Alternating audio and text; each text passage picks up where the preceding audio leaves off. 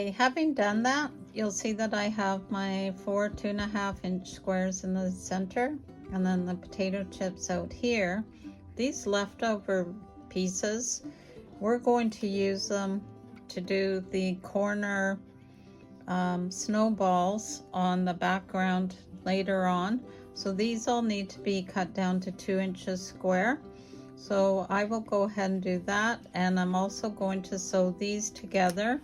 So what I'll do is I will sew this together, and then join them, and I'll be right back.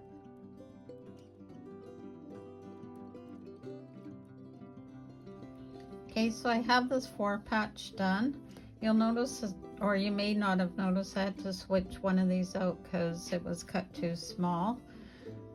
So if you turn this over, I've actually done the trick that Brenda showed us, where you spin the center seam to reduce bulk, and that way you can keep your seam still going in one direction versus opening them.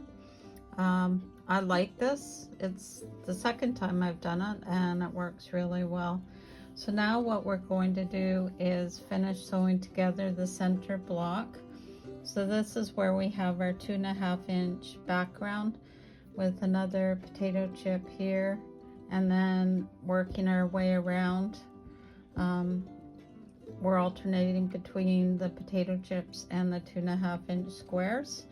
You know you have it right when you have your backgrounds in the corner.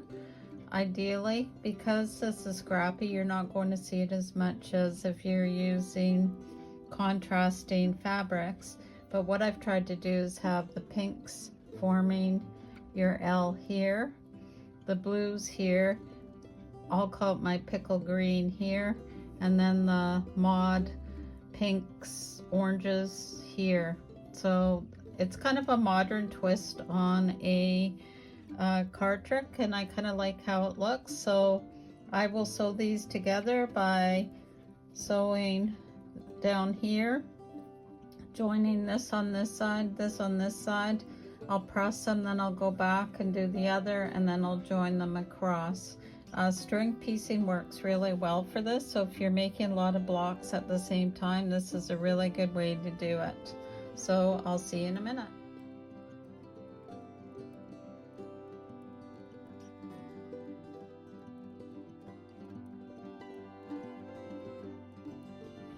I have the first 3 rows or sections sewn together. I just want to show you where nesting works to your advantage. If you can decide at this stage which way you want things to face, what I would personally do is I would have these facing this way in the center, and then these going this way, and then when you go to join them, you've got some nice perfect intersections coming up. These are the only ones you really have to worry about for the rest of the block.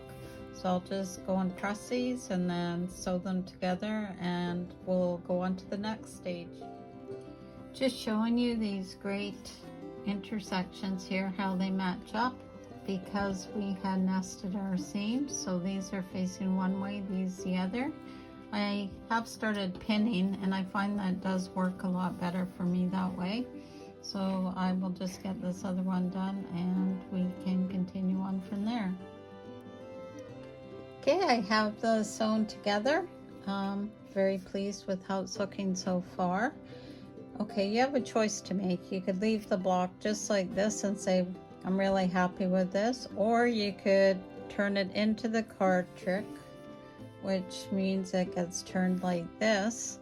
And to add the triangles on the side, what we're going to do is take our 7-inch squares, and we're going to, on the opposite corner of each 7-inch, so on this one and this one, you're going to do the snowball.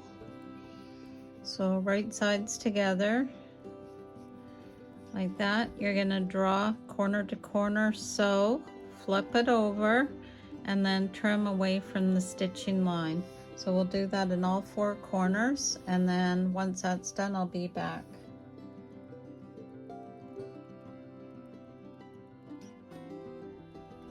Okay, so I have these secured. I glued them with a little bit of spot glue so they won't move. I'll also put a pin in them, but I'm just showing you how from here and to here, and we want to sew on the inside of the line. So when we go over like this and they get cut off, they'll match perfectly. So we'll do it on these 2 corners per background block. I can see why I don't normally use block, because it really does pick up all the lint, but I do like how it looks when it's all done. Okay, let me sew. I'll be right back. Corners are sewn. I did a quick test, flip them over. You can free form it, or I like to still use a ruler. So I'll line this up on the line that I sewed. These I will sew up to put in my little half square triangle pile. Again here. So that one I'll take to the ironing board and press open.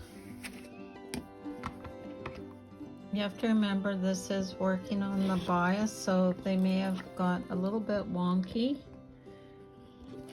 It's okay, we'll be able to trim it all down to make it square. Okay, so I will go get those pressed and then I'll show you what we do next. Okay, we're coming down to the finish line. I've pre-cut these already, so you didn't have to watch me do that. But basically what we do is, for the background larger block, we're going to cut from corner to corner on the corners that we did not sew these pieces, and then we take them like that. And then what we're going to do is take our main block, and it's up to you how you want to match these up.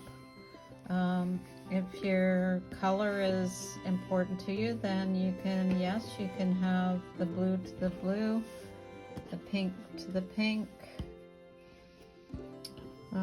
this one over here, and then this other one here. Or you can choose to change it. Totally up to you. You could do them opposites, which looks nice as well. Whatever you do, you just want to be consistent from how you do it from block to block. As you notice with the other one, I actually used a different square that I had for each corner, so they were all the same. So that's something that you can do as well. I was just trying to use up the leftover of these potato chips when we cut them down, so you don't have another 2.5-inch square that you're trying to figure out what to do with. Okay, so to join these, what we do is, the easiest thing is to flip this over wherever this point lines up here, and then you want, here, let me get these others out of the way. I'll just spin this around. Okay, so if you can see where this is here, that's a seam you want to line up with, and then on the top here you want it lined up, and then we will put in some pins to hold it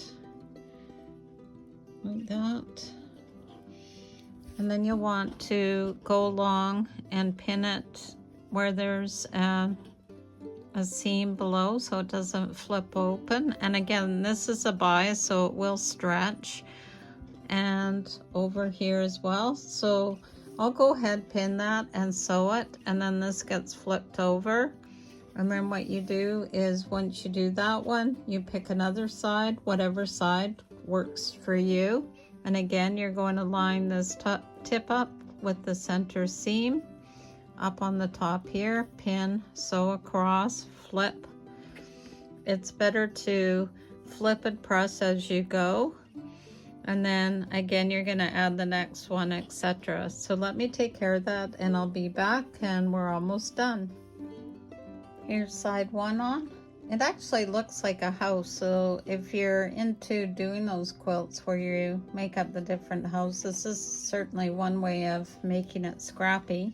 And then all you'd have to do is add a triangle here and here and you'd be good to go. Okay, next up I'm going to add this side and then I'll work my way around.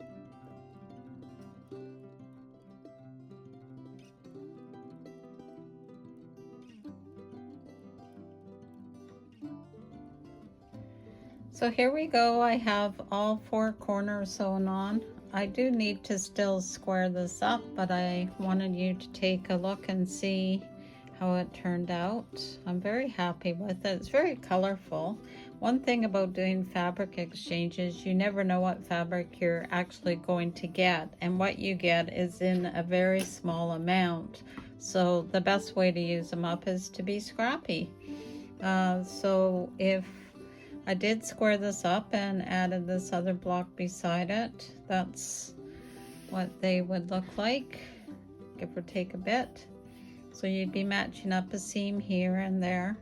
But I really like how these turned out, so I hope you get a chance to make a few, or I can see these as pillows or placemats, table runner, a full blanket, whatever you want to do.